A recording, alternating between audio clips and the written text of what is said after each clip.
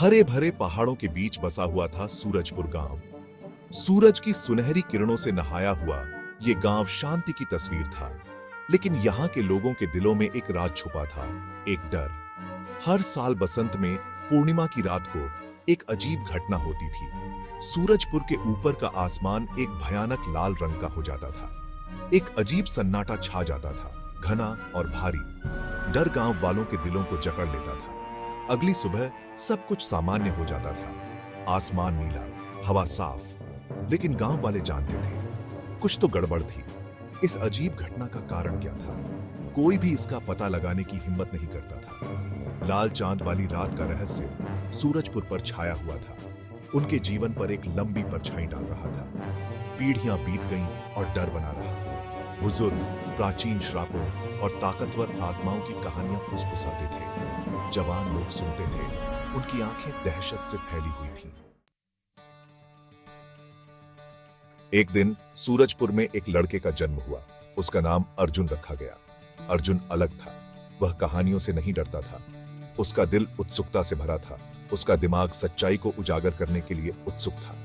अर्जुन बड़ा हुआ, ताकतवर और बहादुर। उसने लाल चांद वाली रात की कहानियां सुनी, लेकिन डर के बजाय उसने दृढ़ संकल्प महसूस किया। वह सच्चाई जानना चाहता था। वह डर के उस चक्र को तोड़ना चाहता था जिसने पीढ़ियों से उसके गांव को जकड़ रखा था। एक दिन अर्जुन ने फैसला किया, वह लाल चांद के रहस्य को सुलझाएगा। वह अपने डर का सामना करेगा और उन जवाबों को ढूंढेगा जो उसके पूर्वजों को इतने लंबे समय से नहीं मिले थे। उसका दिल डर और उत्साह के मिश्रण से धड़क रहा था। वह जानता था कि यह यात्रा आसान नहीं होगी, लेकिन वह इसे पूरा करने के लिए दृढ़ था। अर्जुन ने अपनी खोज गांव के बुजुर्गों से बात करके शुरू की। उसने उनकी कहानियां सुनी, सुराग खोजे। एक बात बार बार आई जो उसके ध्यान में आई। हर कहानी में गांव के आउटस्कर्ट्स में एक प्राचीन अबैंडन्ड मंदिर का जिक्र था।